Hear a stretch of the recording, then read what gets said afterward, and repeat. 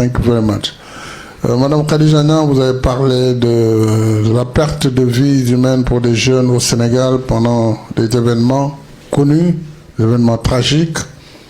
Je voudrais commencer par rappeler que j'ai été élu démocratiquement à la tête du Sénégal en mars 2012. J'ai été réélu en mars 2019, février 2019 plus précisément, et j'ai exercé 12 ans, un mandat de 7 ans, au cours duquel j'ai fait un référendum pour réduire la durée du mandat présidentiel de 7 à 5 ans. C'est pourquoi j'ai fait 7 plus 5. Et au terme des 2 mandats constitutionnels, j'ai quitté mes fonctions. Je n'ai pas essayé de faire un 3e mandat, alors que j'avais la majorité absolue des maires. Si c'était mon choix, peut-être je serais encore à la tête du Sénégal. Donc, j'ai choisi la démocratie. J'ai, pendant, bien sûr, ces 12 ans, fait face à des défis, dont cette violence dont vous parlez, qui est apparue de façon très grave au Sénégal. Et les faits sont là. Et les gens, ils savent ce qui s'est passé. Les gens ont voulu, profitant d'une situation particulière, utiliser la violence pour arriver au pouvoir. Ce que je ne pouvais pas accepter en tant que président de la République, parce que j'ai prêté serment de défendre les institutions de la République, de défendre la démocratie. Et l'État a l'obligation de défendre ses citoyens dans tous les pays du monde. Malgré la violence, on a attaqué, brûlé des maisons de citoyens. On a ciblé des organes de presse, des journalistes, qu'on a saccagés. On a menacé des juges. On a menacé des hommes politiques, ministres. On a détruit leurs maisons, brûlé. On a détruit les chantiers du train express régional, les chantiers du bus transit rapide. On a brûlé l'université de Dakar, il ne faut pas l'oublier. Il y a eu des actions terroristes sur des cars de transport public où des personnes sont décédées dans le transport public. Donc voilà la situation qui était en jeu et où la survie de la République était engagée. Et l'État du Sénégal a fait face à cette violence, a ramené la paix et la justice s'est prononcée. La justice s'est prononcée et tous ces dossiers sont entre les mains de la justice. Moi, je ne suis plus président, mais il y a eu maintenant une volonté d'apaisement.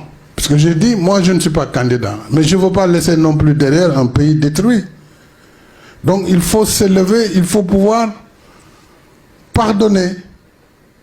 C'est ça le sens de l'amnistie qui a été votée contre la volonté de mon camp. Mais j'ai agi comme chef d'État en regardant seulement la volonté du pays. Quel était l'intérêt du Sénégal?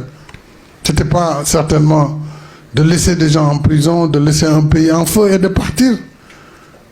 L'intérêt du Sénégal, en tout cas pour le leader que j'étais, c'était de voter une loi de pardon qui est la loi d'amnistie, qui a permis d'effacer tout ce qui s'est passé, de libérer tous ceux qui étaient en prison.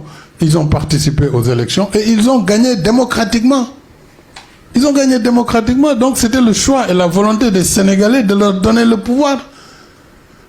Et ça, j'ai dit, c'est la voie royale, c'est le peuple qui donne. Ce n'est pas par la rue qu'on va acquérir le pouvoir. Et le Sénégal a montré la solidité de ses institutions. Et la démocratie et le modèle sénégalais a prévalu. Donc voilà ce qui s'est passé. Maintenant, il est libre à ceux qui ont l'exercice du pouvoir. Si les gens veulent revenir sur les événements, il y a des moyens, il faut abroger la loi d'amnistie. En ce moment, les dossiers ressortent. On saura qui a fait quoi. Mais on ne peut pas accuser le président de la République qui est au sommet de la pyramide, qui a défendu la République, de dire qu'il est responsable de meurtre. De quel meurtre il est responsable? Le président a-t-il donné l'ordre à qui que ce soit d'aller tuer des jeunes? Donc c'est un récit qui est contraire à la réalité. Il est totalement en déphasage avec la réalité. Donc je n'en dirai pas plus parce que ce sont des faits amnistiés.